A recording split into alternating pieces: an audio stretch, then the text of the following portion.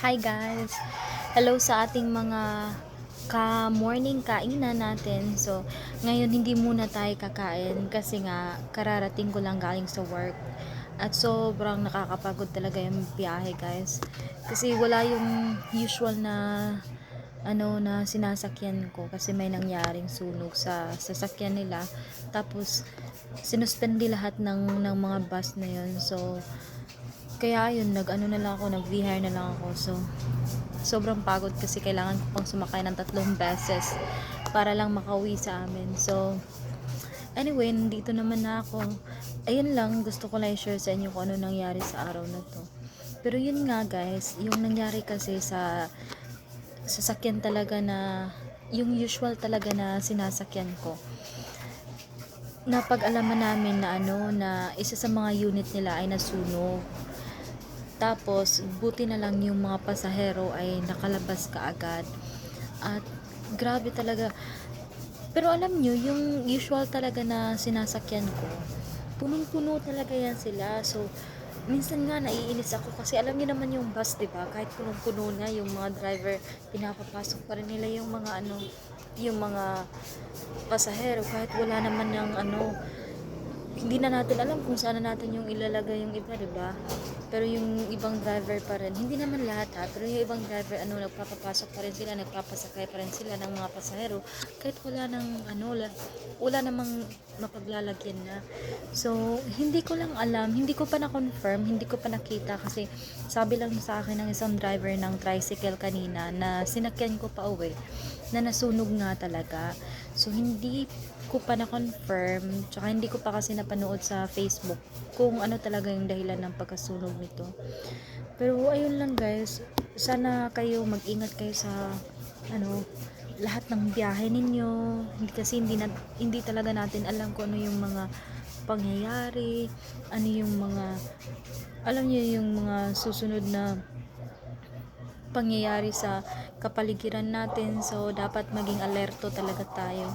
And of course guys, alam niyo naman na sobrang hirap ngayon sa panahon natin, lalong-lalo na sa mga biyahe, sa mga sasakyan, 'di ba? Lately lang meron tayong nabalitaan na iba't ibang klase ng mga accident sa sa daan. So, dobleng ingat talaga tayo, guys. At saka kung maaari, i-make sure talaga natin na na yung sinasakyan talaga natin ay yung trusted talaga kasi baka nga pag nakamura ka dyan kasi gusto mong sumakay tapos makakamura ka dyan sa sa pamasahe pero hindi naman safe, 'di ba? So make sure talaga natin na safe talaga yung sasakyan natin. Tsaka kanina kasi talaga unusual talaga siya kasi 4 a.m. yung out ko. So usually nandyan na talaga yan. Kaya lang sabi ko parang wala pa naman sasakyan. So nagantay pa kami. Marami kaming nakapila ha. So nagantay talaga kami until parang mga 4:30 ata or malapit na mag 5. Tapos buti na lang may isang pasahero na na kasama siya sa GC ng mga parang yung mga driver at saka yung ibang mga pasahero, meron silang GC kung saan malalaman nila kung kailan pupunta yung bus, ganun. So, buti na lang nandun siya at may nag-post doon na hindi talaga sila makakabiyahe kasi nga sinuspende dahil sa nangyaring sunog sa isa sa mga unit nila. So, buti na lang sinabi niya yun. Kung hindi, naku, baka magantay talaga kami ng matagal doon. So, yung ginawa na lang namin sumakay na lang kami sa sa ibang paraan.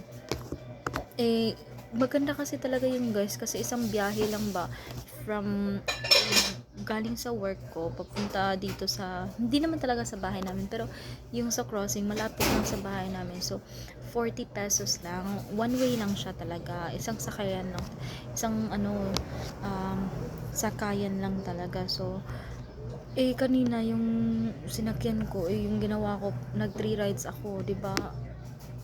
Parang more or less the same lang yung pamasahe pero parang mga 60 or 70 ganun. Pero Iba talaga yung parang yung diretso lang ba yung sakay mo, hindi ka na bababa tapos sasakay ka na ulit, 'di ba?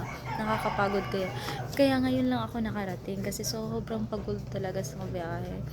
So anyway, nakarating naman na ako. Hindi na ako kumain, guys. Wala muna tayong morning kainan ngayon kasi yung TL namin nagpa-pizza. Gawa nga ng yung QA namin, yung team namin, isa sa mga nakakakuha ng mataas na QA. So ayun, okay naman. So at least nakauwi pa rin at saka busog pa rin, 'di ba? So maya mag-exercise na lang ako. But anyway, ayun lang muna sa ngayon, guys. So ingat kayo palagi, especially sa biyahe. Mag-iingat kayo sa biyahe talaga. Alam naman natin sa panahon natin ngayon na dobling ingat talaga yung kailangan natin, especially sa biyahe. Gawa ng maraming mga pangyayari sa daan na hindi natin inaasahan, 'di ba? So, yun lang, guys. Ingat kayo palagi. Bye-bye. Hanggang sa susunod. Kayo din, happy eating din kayo dyan. Kain lang kayo ng kain. Bye!